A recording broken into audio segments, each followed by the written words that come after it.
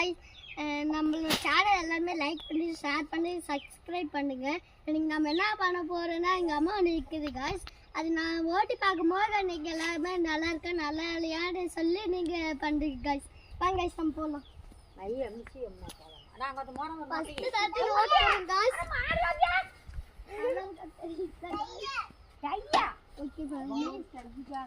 அவன் டை வச்சிருந்தாலும் போட்டு போகிறேன்.